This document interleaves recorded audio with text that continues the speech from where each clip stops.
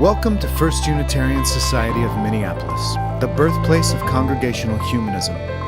We carry on that tradition of free thought today, dedicated to promoting a free search for truth, meaning, and justice. Our web address is firstunitarian.org. Thank you for joining us.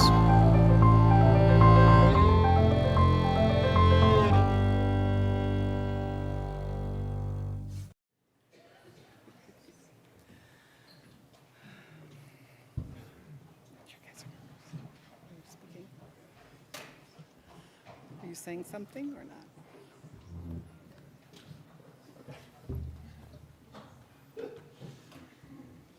Okay. Good morning. Welcome. We have a nice intergenerational service this morning that's going to feature some different music. We're going to start off with something a little different. Me and Amos here are going to try our hands at a piano duet, piano four hands piece. And we chose this piece because it's going to thematically fit into something that happens later in the service. So just a little preview of something to come. And then the Chalice Choir is also with us today, and we have two selections. The first we're going to do is in spirit of the intergenerational service is a piece called May All Children. It's kind of a little short prayer, meditative piece of hope, especially for around our children. And then at the end, we have a piece that was co-written by a youth singing group of Unitarian Universalist kids from Nashville. And that one is just a fun, upbeat piece, and it does. It includes some congregational singing. So we'll teach you guys a tiny melody that you can sing with us, and that'll be at the end of the service. But we're going to start out here with a piece by Schubert that was written for piano four hands.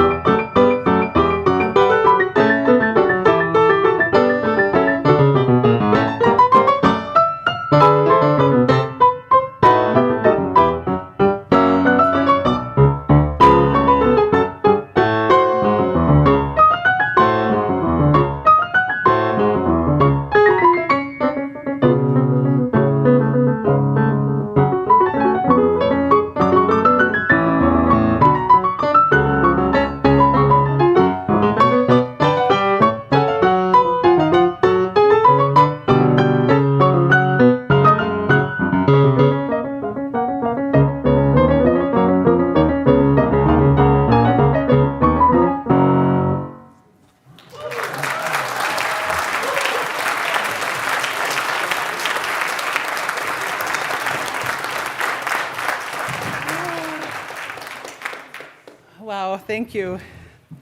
Welcome to First Unitarian Society of Minneapolis on this beautiful Sunday morning in Minneapolis.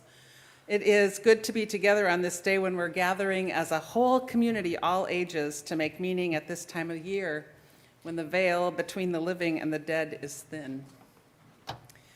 As we gather, let us acknowledge that we walk upon the traditional land many people who have walked this land before us.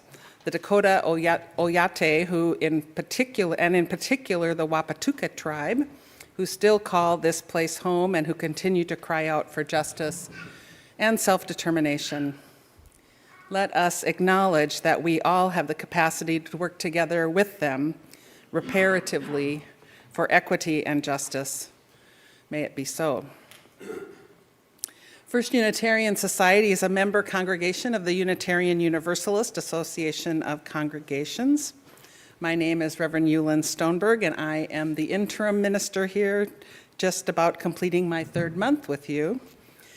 Welcome to each of you present in body and in this space, present in this moment with us online, and to those of you watching tomorrow or next week or maybe even next year.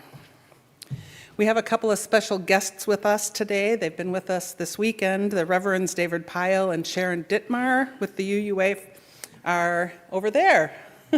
So welcome. Reverend Pyle has been FUS's regional contact with the UUA for several years, and Reverend Dittmar is now our new primary contact. And so they kind of tag teamed this weekend to launch the work of the interim period.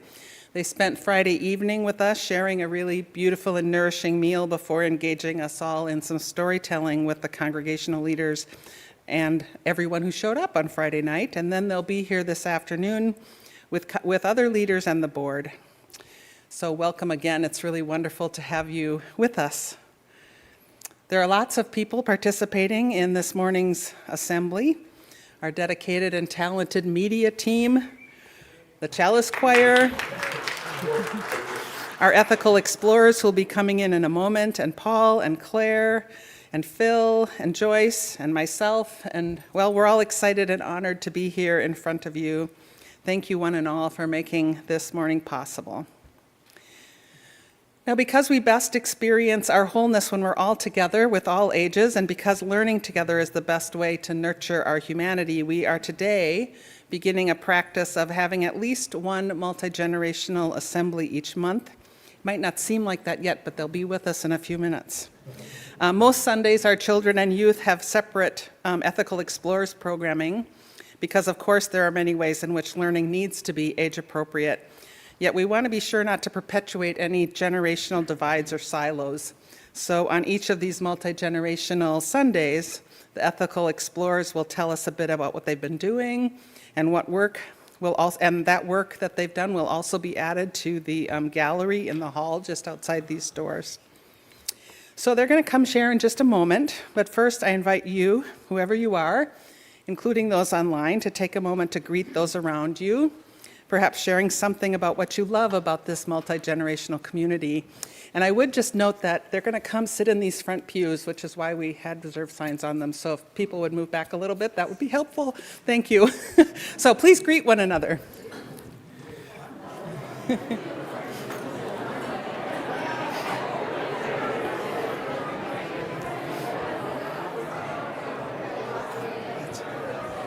Well, see how much room they have.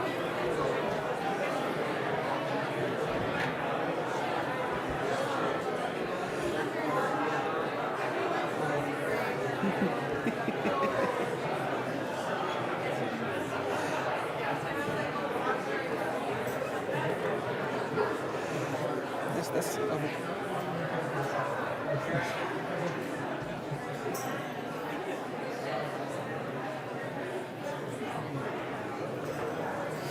Great, thank you. Thank you.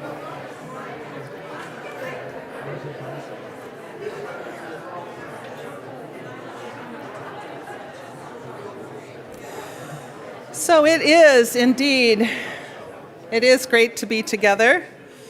Welcome everyone to this place where we have the space and the opportunity to practice and live out our common values. These words, invoking the past, the present, and the future, are those of Katie Romano Griffin. Come, let us enter this space of hope and community. Come, let us enter this space with our sorrows, our joys, our passion and compassion. Come, let us enter this space with the stories of our ancestors, for their strength and wisdom beats in our hearts. Come into this space, present to the beloved companions who move beside us. Come into this space, mindful that together we're building a future for other generations. Come into this space and let us attend to making meaning together. And we're going to begin with a presentation with a few of our ethical explorers' emissaries. So Zola, the mic is there.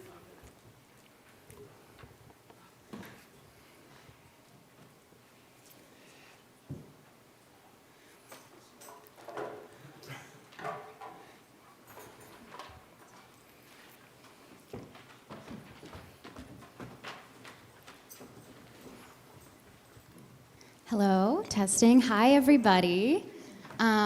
Good morning. So I'm Zola Rosenfeld. I am the Ethical Education Director. I've met a lot of you. For those that I haven't, hello. So today we are starting our first E² Intergen assembly. These are our E2 emissaries, and their special mission is to share with you some of the projects that we've been working on this month, learning about the humanist and UU values of service, participation, and deep listening. We got to learn about some incredible artists like Jacob Lawrence, the painter, and John Cage, the composer, and we're gonna be able to explain how they and the values of service participation and deep listening inspired us. This is our very first time sharing, so I appreciate everybody's enthusiasm and deep listening. This is a great example for it. As our learners courageously share with you some of the really cool stuff we've been doing.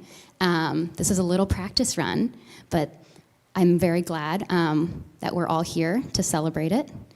And we are going to start with Misha, and she has the axle. Hi. This is a painting I made. It was inspired by a birthday party that I went to when I was younger. And we went into like this area and we splatter painted onto the walls of the house or whatever. And it was really, really fun. So then seeing like a blank canvas kind of reminded me of that, and I splatter painted. And then I kind of colored over it in just happy colors, and it just makes me happy because it's a fun piece to look at.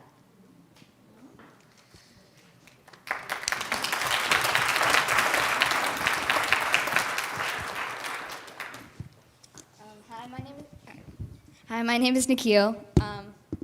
One of our prompts was to represent participation, and I think this painting does represent participation because there are all of these different colors and shapes and patterns that are all drawn together by this one line. So they're made one on this canvas by that line all together.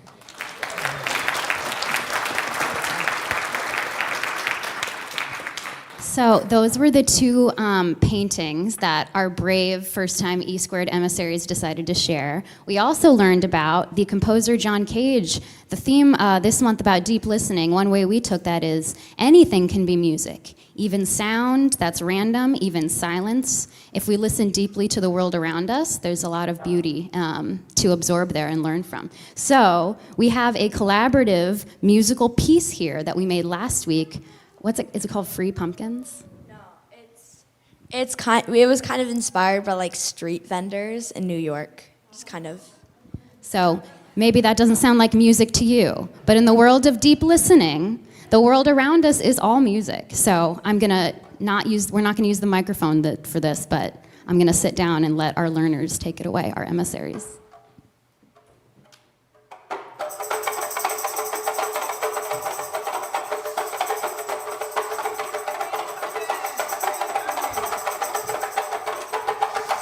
pumpkins, free pumpkins, free, come get your free pumpkin.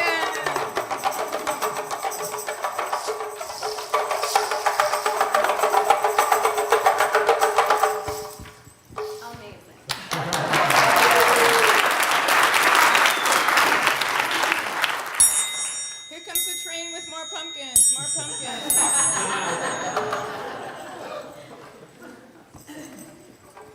So that was the street vendor sounds. It can all be music in its own way.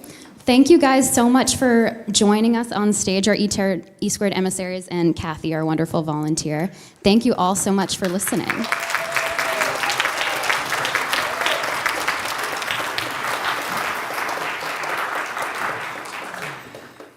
Thank you so much. That was really informative. Makes me want to come join you on Sunday, and one Sunday I will do that for sure. So each week we light a chalice here and ask those of you at home to do the same. The flaming chalice is the symbol of Unitarian Universalism. We are led by its light, inspired by its flame, and drawn together by its warmth. This multi-generational quartet is going to light our chalice this morning with the words of Douglas Taylor, "We carry the flame."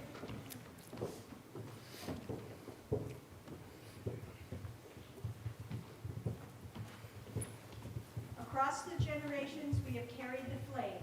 We fought the injustice, sang the songs, spoke for truth, and built something lasting. We joined in the line and we carried the flame forward. Across the generations, we are tending the flame. Hand in hand, together, we share in the work of fighting injustice, singing the songs, speaking the truth, and we're here to build something lasting. We join in the line and we carry the flame forward. Across the generations, we have been nourished by this flame. We are singing new songs, breaking old barriers, sharing in the work. And as we find our own space in what has been, we are here to make space for the next person as well. We join in the line and we carry the flame forward. Across generations, this flame comes to us. We are here to force the songs for the justice, for the community sharing the work. We're here now to build something new and lasting. We are here ready, new day together. We join the line and carry a flame forward.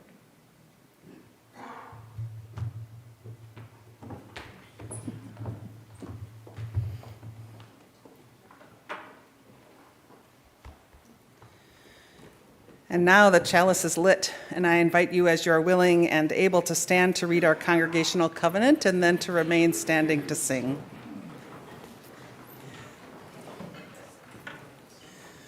Love is the spirit of this place, and service its law.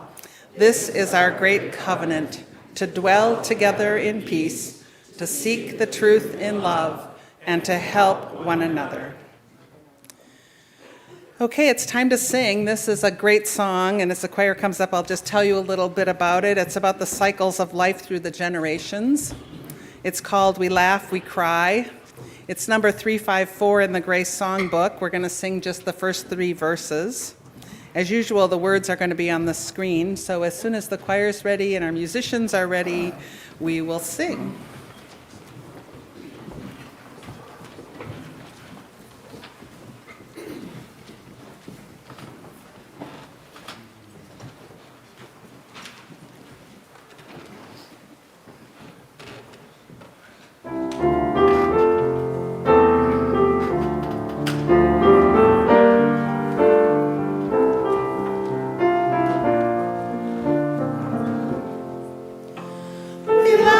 We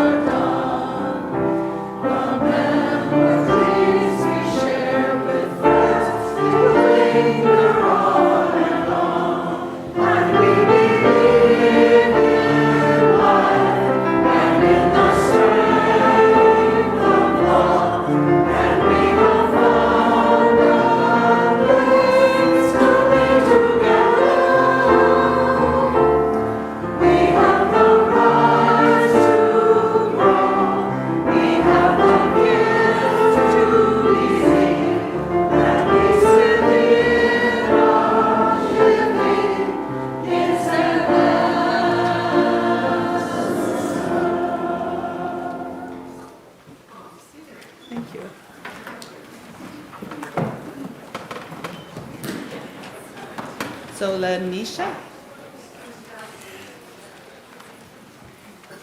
This morning's reading is a poem by U.S. poet laureate Joy Harpo, which has been set into a picture book with illustrations by Caldecott medalist Michaela Gode. Misha is going to read it for us.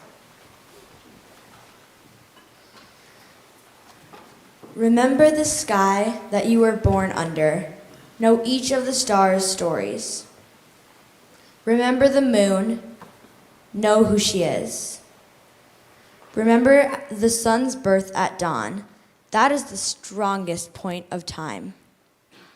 Remember sundown and the giving away to night. Remember your birth, how your mother struggled to give you form and breath. You are evidence of her life and her mother's and hers. Remember your father. He is your life also. Remember the earth, whose skin you are. Red earth, black earth, yellow earth, white earth, brown earth. We are earth. Remember the plants, trees, animal life who have all their tribes, their families, their histories too. Talk to them, listen to them. They are alive poems. Remember the wind, remember her voice. She knows the origin of this universe. Remember you are all people, and all people are you. Remember all is in motion, is growing, is you. Remember you are this universe, and this universe is you. Remember.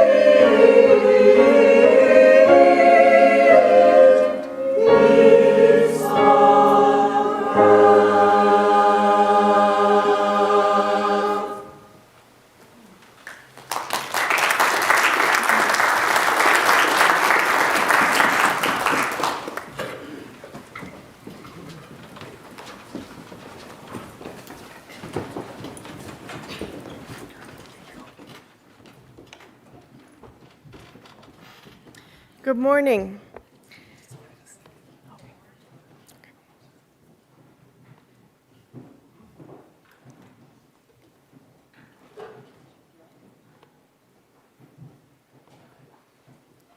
I'm Claire Nyquist, and I'm here as a member of our Congregational Care Team.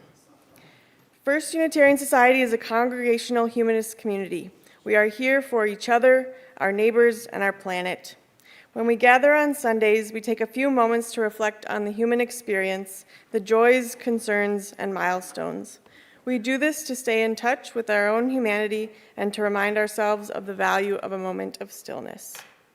Shirley Zingri, much-loved sister of Teresa and Sharon Zingri, died on October 18th, 3 days before her 77th birthday, from complications related to her many heart surgeries.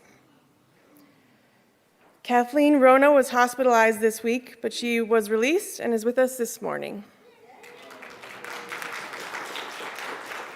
And finally, Amos Lucidi and Ada Saab were married on Tuesday, October 15th.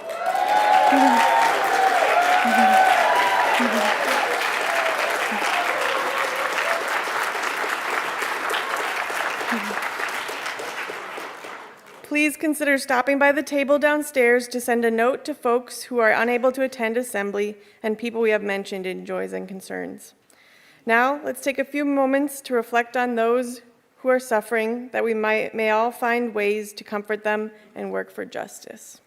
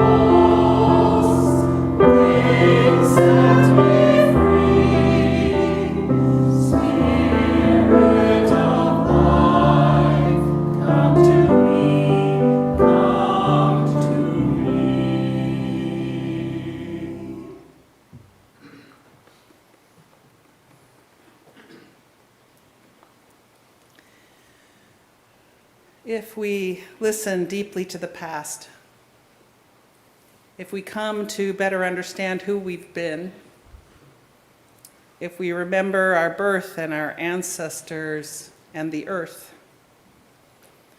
if we pay attention to those who have gone before, and in these days, maybe particularly to those who have built, sustained, and transformed this congregation, how does that impact who we are now and even change who we hope to become? I'm a student of something called process theology. Its basic premise is that nothing is stagnant.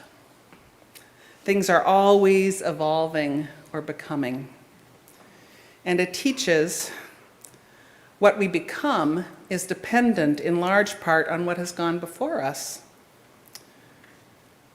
But it also holds that we're impacted by both nature and nurture, both what we are as individuals, and how we're influenced by all that surrounds us in the now.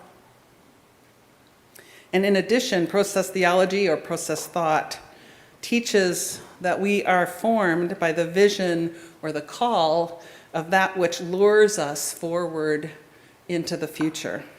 What we are is because of all of this. Our past, our now, and whatever is calling us forward. I'd like to share with you a story that pretty perfectly demonstrates process thought. It's called Because. It was written by Mo Willems and illustrated by Amber Wren. And this story will reveal, if you were waiting on pins and needles, why it is that Mike and Amos played a Schubert piece at the beginning of our assembly. So here we go.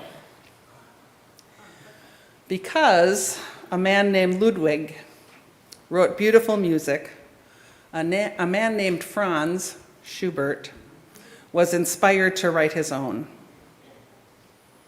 Because many years later, people wanted to hear Franz's beautiful music, they formed an orchestra. And because a man had practiced since he was a kid, he was asked to join. Now, because a woman had studied night and day, and she too was asked to play, and because many others loved and practiced their instruments, there were enough musicians. Because someone created a poster about Franz's music, tickets were sold. Because the train conductor stopped the train at the Grand Orchestra Hall, the conductor arrived. Because the orchestra librarian had made copies of the score, the orchestra was able to rehearse. Because workers checked the lights and the seats and swept the floors, the grand hall was ready, and because the time had come, the ushers opened the doors. Now, before I tell you what happened because of all those becauses, let's just take a little pause. On Friday night, I heard stories of your becauses, about things that have happened over the years here at the First Unitarian Society of Minneapolis, things that have formed you, things that have caused other things to happen. Some of those things have been joyful memories and happy moments of formation, and others have been difficult, even sad. Like there were specific memories of how FUS responded to 9/11, to the sermon that Reverend Kendall Gibbons gave on that Sunday, and how learning to resist Islamophobia was life-changing for you. Or how being involved in programming for FUS's children and youth has not just been inspiring, but has provided deep meaning because of spending time with them. Things like the Boston Heritage trips, the youth plays and performances, or facilitating Our Whole Lives programming. And about how FUS celebrates the meaning of the changing seasons, not only for your personal meaning making, but also how seasonal celebrations have been a way that you can share this congregation with your non-UU families and friends in ways that have created or repaired connections. Some spoke of how FUS and particular leaders have made it possible for there to be a safe space here for exploring and living into who you truly are. And alongside that, finding within FUS your own tribe and chosen family, a place where you can make long-lasting friendships and enjoy social activities together, things like retreat to the woods and circle dinners. And there were also stories of particular key moments for many individuals, be that projects that they worked on, social justice initiatives, people they made particular connections with, or just hearing inspiring and transformative words weekly. And of course, we know that we are not formed not only by joys and celebrations, but also by losses and sorrows. Hardship and heaviness is just as impactful, sometimes even more so, on our becoming. And in that regard, you shared of the recent loss of not one, not two, but 3 ministers. and also ministers and other staff who have left over the past 15 years or so. And poignantly, some of those losses were felt to be the result of poor processes or the absence of true inclusivity. Those present also expressed sorrow about the members who have left FUS after troubling or negative experiences. And that conversation led to wondering about how welcoming FUS really is and about how difficult it's been to attract diversity of all kinds. It seems many of you are carrying this sorrow around with you, and it creates a longing to learn to be different. And some spoke of deep disappointment that our programming for children and youth has gone through so much change and turmoil over the past decade, and the impact of that on the number of families present here. And there was so much more. And I'm sure that there are more stories as yet unshared about what has shaped you, what has shaped FUS, and where that leaves you in terms of where you want to go. So we're going to spend a few moments in quiet now, picturing our ancestors, or maybe something or someone who has gone before, because of whom you are, or we are. To think on those whose lives and actions made it possible for you to be here as who you are right now. So I invite you to spend a moment with that. Maybe you want to close your eyes and just be still. Think about what those who have gone before loved. And maybe also about what troubled them, what mattered.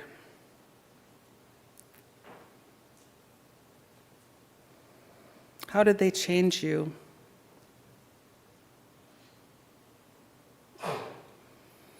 Can you name what you learned because of them and who they were? And I just invite you to hold these memories in your heart and spend a few quiet moments with it. Be still and remember.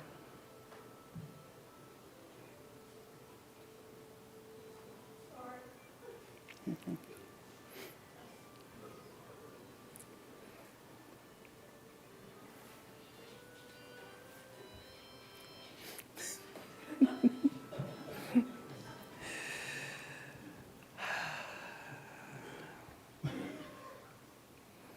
And now, during the next few minutes, as music plays, you are invited to come. Different music.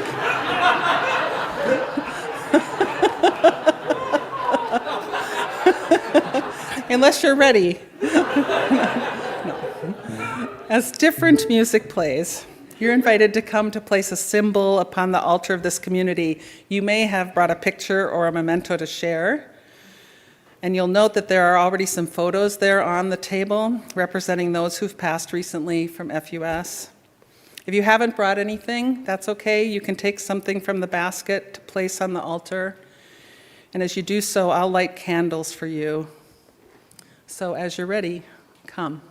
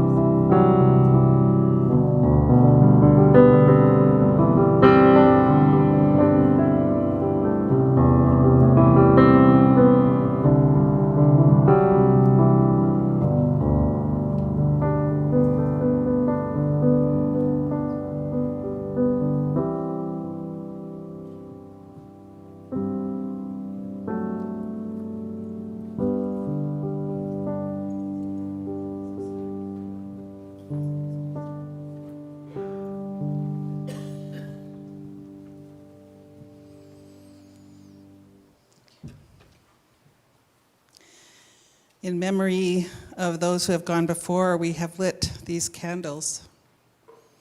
Their songs lead us on, their dreams shape us, and their light will guide us home.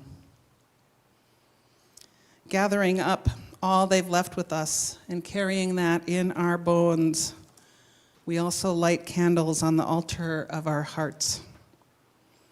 These flames of memory and hope to hearten our struggle and to guide our steps in the path of peace and love.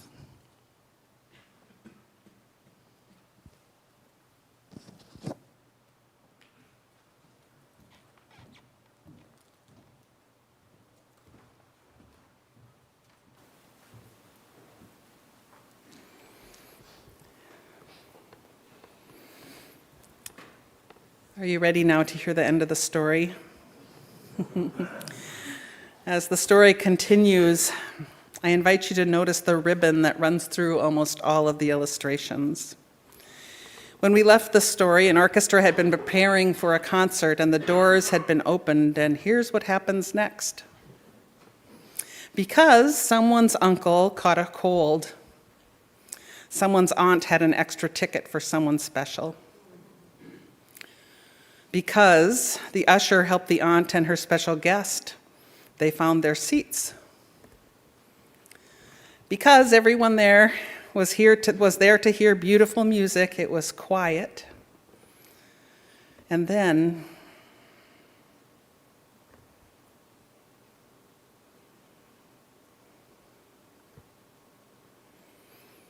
in row C, seat 14, sat the girl with the uncle's ticket. She heard the beautiful music written by the man named Franz, and it changed her. The girl was changed. From that moment on, the girl learned everything she could about music because it fed her. Soon she started to write music too, because like Franz, the young woman had something to share. And over time, the woman became very good because she worked very hard. And one night, her music was discovered because she was also kind of very lucky. And then she was invited to perform her music at the Grand Concert Hall because so many people wanted to hear it. Her composition was dedicated to the uncle in row C, seat 14, because it was his ticket who brought her here.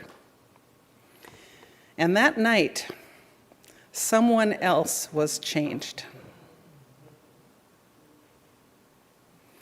That is how it happens.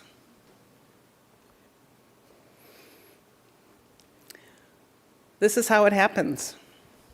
What comes before and what we experience changes us. It changes who we will become. That ribbon in the illustrations, that string of musical notes, it reminds me of a poem by William Stafford called The Way It Is, or he might as well have said, That's How It Happens. In that poem, he says, there's a thread you follow. It goes among things that change. Stafford then tells us that while we hold it, we can't get lost. Even though we can't stop time's unfolding, that thread gives us something to hold on to. We talk about who we've been, about these things that have impacted us, about those who have gone before, because this helps us to hold on to that thread. And holding on to that thread of becoming makes it possible for us to better understand who we are, and then to reckon with it, and to appreciate it, and to grow from it. Holding on to that thread of becoming also helps us to point ourselves in the direction we want to go. You know, right there in all the stories you told on Friday night about your joys and sorrows are clues about who you want to become. You don't have to look very deeply into your stories to find it. You want to be more connected to each other. You want to celebrate life by coming together with music and food. You want to make this place a place that inspires and engages with youth and children and where we can learn from each other. You want to be more welcoming, more tolerant, less strident, less classist. You want to be in better relationship with one another, appreciating each person's unique ways of being in the world. And you want FUS to be a place of belonging that attracts people from all walks of life so that we might all live lives guided by the values we hold dear. And just as the little girl in this story found her passions because of her experiences, so it is with you and with this congregation. Like her, at some point you found the music that is FUS. And because of how it has changed you, you want to share it with the world that others may be changed. May it be so. We're going to sing. The choir's going to come up. And then you can rise in body and or spirit as we sing a beautiful Sweet Honey in the Rock song. It's number 1051 in the Teal Songbook. Of course, the words will be on the screen. Mike tells me that this might be new to many of you. If you want to follow along with the written music in the book, you'll see that 3 sections repeat. The first 2 lines repeat, and then there's a longer section that repeats, and then there's 4 lines that don't repeat, and then the last 2 lines repeat again. So it's probably going to be easier to just watch the words. But when we're ready, we'll sing We Are.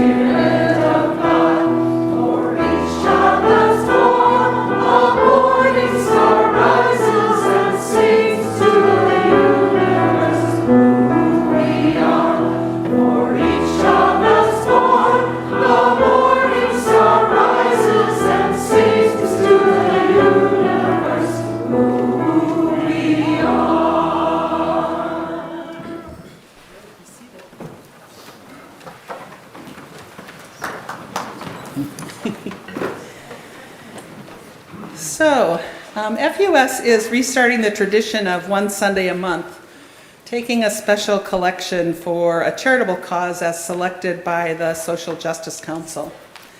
On that Sunday and for the following week, the recipient organization will be at the top of the options on our giving page.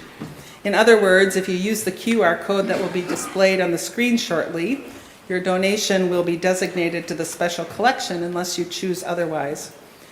And this month's recipient is Alight, formerly the American Refugee Committee, and Bob Adderhold, representing FUS's Ukraine Refugees team, will now introduce Jane Stockman, the Minnesota Program Director for Alight. And they'll speak briefly about Alight's work to settle displaced persons here in Minnesota and around the world. And after they've shared, we will put the QR code on the screen and we'll be passing the baskets for your contributions. So Bob, Jane.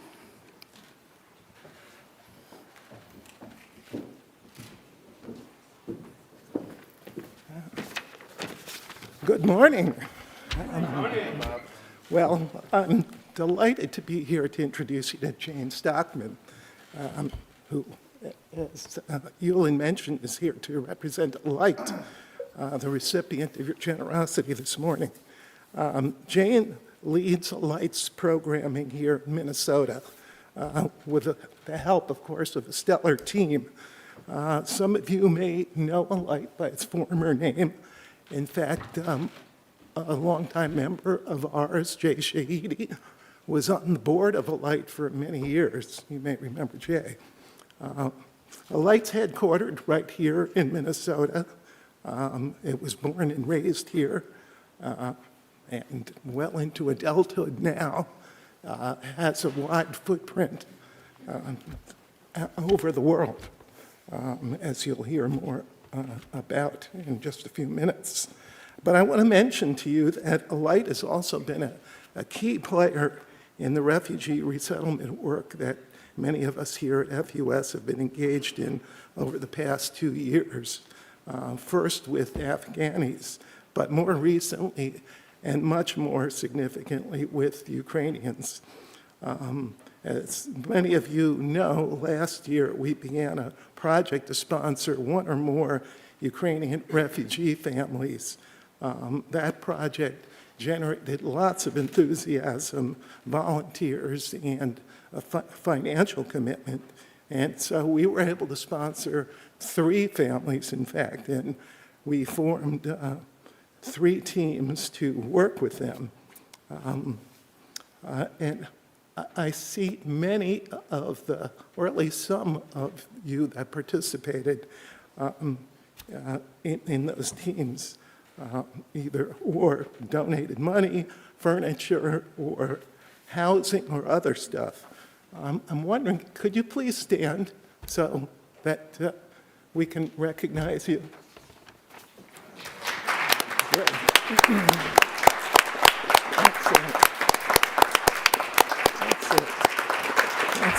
And by the way, Mary Ann Lundquist, who's here, would like to take a photo of those of you who stood at the end of the assembly. So if you could come forward here so she could take a picture of you, that'd be great. So, of course, when we started this project, we knew nothing about how to do this work, and which is where Alight came into it.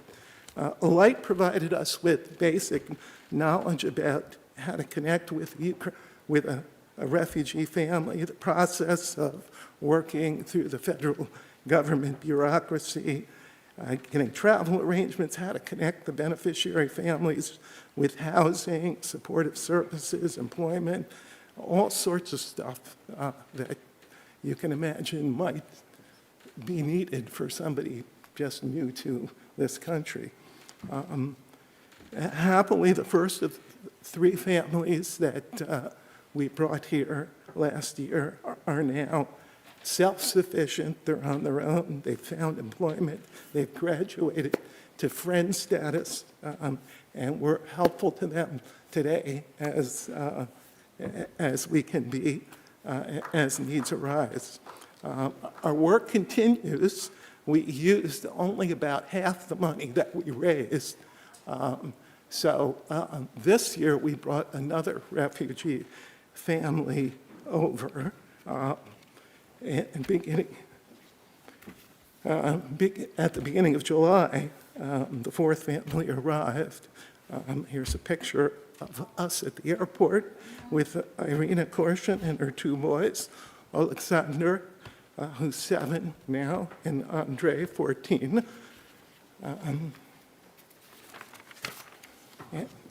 The husband, Dmitro, is in Ukraine, serving in the army, defending his country.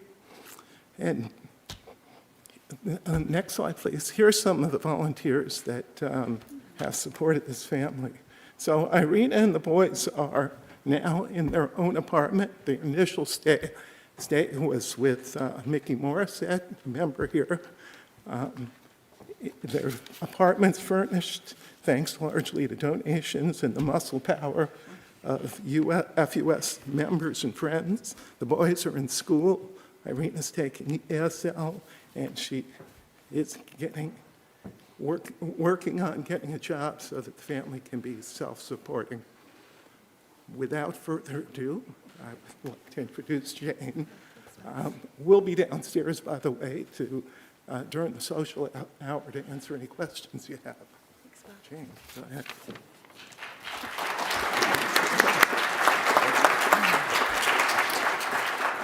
Good morning. Thanks, Bob, and thank you to everyone here at FUS who, in one way or another, has supported newcomers to the Twin Cities. It's incredible to see a congregation that has supported 5 families with an Afghan family. It's just really amazing, so thank you. And thank you for having me here today on behalf of Alight. I'm humbled and honored to be here. I'm going to share more about Alight as a global organization. We are a global organization, as Bob and the Reverend shared, formerly American Refugee Committee, and our mission is straightforward. We build meaningful lives for and with the displaced. But our roots are here in Minnesota, and for over 45 years we've been working with displaced communities, and currently we're working in over 20 countries, serving 4 million displaced people each year. But I'm on the Minnesota team, our team that does work with communities, with newcomers here in Minnesota and the United States.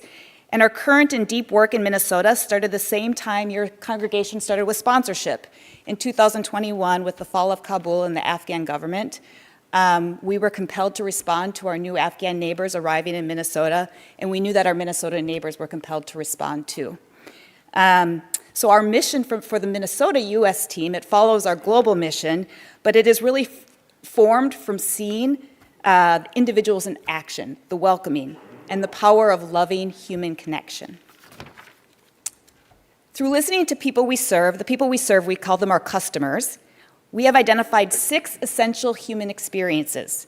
Customers all over the world told us these experiences are critical to them and essential to rebuilding their lives, and you can see them displayed up here on the screen. Our work strives to walk alongside newcomers around these human experiences. Sponsorship is a deep act of service, and it addresses so many, all really, of these essential human experiences. And I have to say, I am a sponsor myself. I wasn't a sponsor at first. I wanted to do it from the very beginning, but I was nervous to do it. And it is a time commitment, and that was my biggest concern about being a sponsor. But then I saw so many people do it, so many individuals like Bob and members of your congregation, that I decided I had to do it too. And it's been just a tremendous experience. I want to share more. There was a program launched last year by the U.S. Department of State called Welcome Corps. So it's very similarly to the opportunity to welcome Ukrainian families, but it now provides the opportunity for you to welcome refugee families from all over the world. And I'll be downstairs during your social hour if anybody wants to learn more about that. Our work for Alight in Minnesota is broader than sponsorship, and we work directly with newcomers, guiding them to critical resources, hosting gatherings to ease isolation and providing space for loving human connection, and supporting newcomers in employment and career pathways. I really just want to give a heartfelt thank you to your congregation for your support of newcomers in Minnesota and the Twin Cities, and thank you for considering a gift to Alight today with your collection hour. Thank you very much.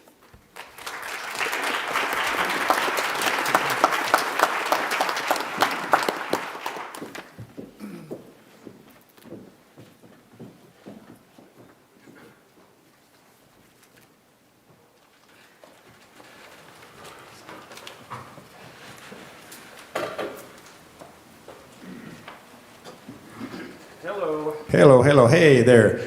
So we are going to do something a little different for our passing the baskets today. Well, we are going to pass the baskets, which is something different. For our giving time, the QR code is going to be up here. We're going to do the basket collection, and we're going to have a piece of music performed by the cellist choir at the same time. So, hey, good times. We are going to do this piece that has a little melody that the congregation is invited to sing along with us. So we're going to do that one time before we start the tune. Hopefully you can grab it and sing along with us. And then we'll get the baskets passed around and do this piece of music and continue on. So here's the tune to this piece called Love One Another.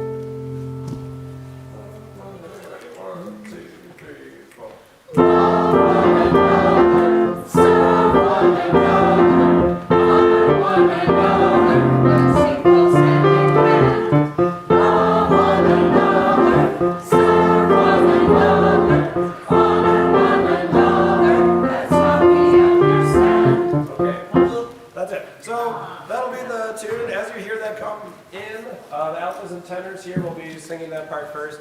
Feel free to jump in and sing along, and then continue to sing along throughout the duration of the piece. And also, here comes the baskets. All right, here we go. Oh yes, here we go. 1, 2. Okay, you want to get that D? Okay, count 7. 1, 2, 3. Let us love. Let us serve. Let us honor one another, yes, so let us love, let us serve, let us honor one another, yes, so let us love one another, let us serve one another, let us honor one another, yes, let us love one another, let us serve one another, let us honor one another.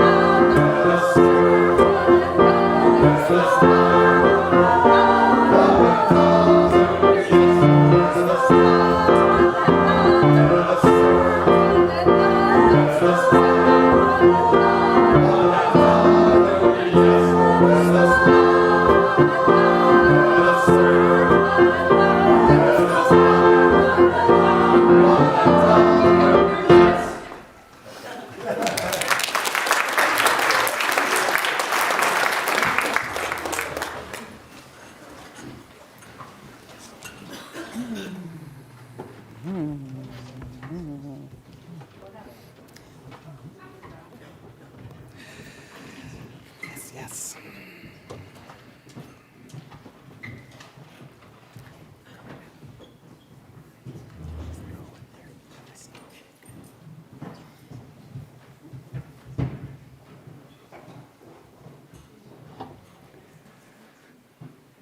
Thank you for that beautiful music. Good morning. I'm Heather Martens. I'm your chair of your Board of Trustees, and I have an announcement about big changes that are coming to the Upper Assembly Hall, where you are now sitting. After discernment and input and planning and fundraising process lasting more than a year and a half, the work of the Upper Assembly Hall Task Force has come to fruition. The week of November 4th, the pews are going to be taken out of this space. The following week, or maybe the week after that, the old floor will be removed, asbestos and all. The new floor will be installed in December. And in the meantime, while we have a concrete floor, we will be sitting on old chairs that are being renovated for that purpose. And new wooden chairs will be arriving in January. So I would like to ask everybody who participated in the Upper Assembly Hall Task Force at any point in its process to please stand so we can say thank you for all of your efforts. Thank you.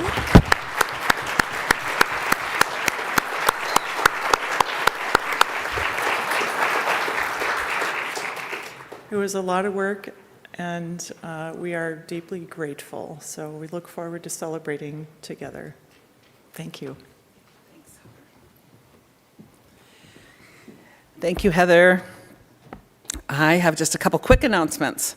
So starting November 1st, which I guess is this coming Friday, and on the first Friday each month into the foreseeable future, you can join me at noon for cookies and conversation.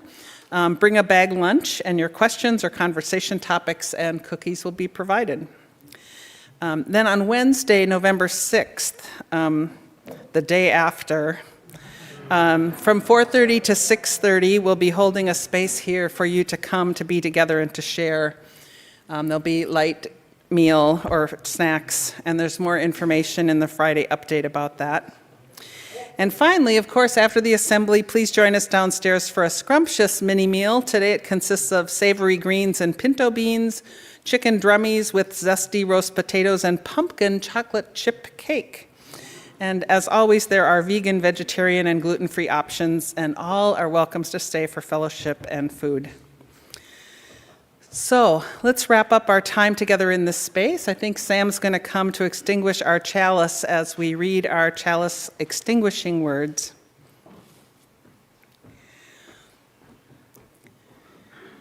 We extinguish this flame, but not the light of truth, the warmth of community, or the fire of commitment. All of these we carry in our hearts and in our minds until we are together again.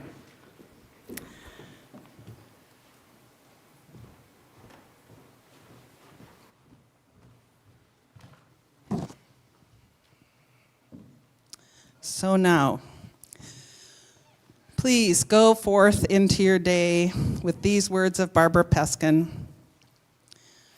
Because of those who came before, we are. In spite of their failings, we believe. Because of and in spite of the horizons of their vision, we too dream. So let us go, remembering to praise, to live in the moment, to love mightily, and to bow to the mystery. So go out into the world and do what makes you come alive, strengthen the weak, comfort the fearful, serves the suffering, and rejoice in the human spirit. So may it be.